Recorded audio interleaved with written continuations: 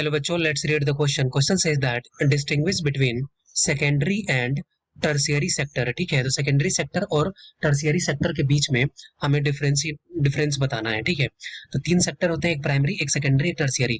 तो हमें बताना है सेकेंडरी सेक्टर और टर्शियरी सेक्टर के बीच में डिफरेंस. जैसे सेकेंडरी सेक्टर क्या होता है, उसको बोलते हैं मैन्युफैक्चरिंग सेक्टर. जैसे प्राइमरी सेक्टर से जो रॉ मटेरियल मिलता है उसमें वैल्यू एडिशन करते हैं, तो उसको बोलते हैं मैन्युफैक्चरिंग सेक्टर. और टर्शियरी सेक्टर है उसको बोलते हैं सर्विस सेक्टर. ठीक है, जो सेकेंडरी सेक्टर होता है उसमें क्या रहता है कि मटेरियल जो रहता है उसका प्रोसेसिंग होता है, और टर्शियरी सेक्टर में क्या होता है, ट्रांसपोर्टेशन के थ्रू इसका डिस्ट्रीब्यूशन होता है.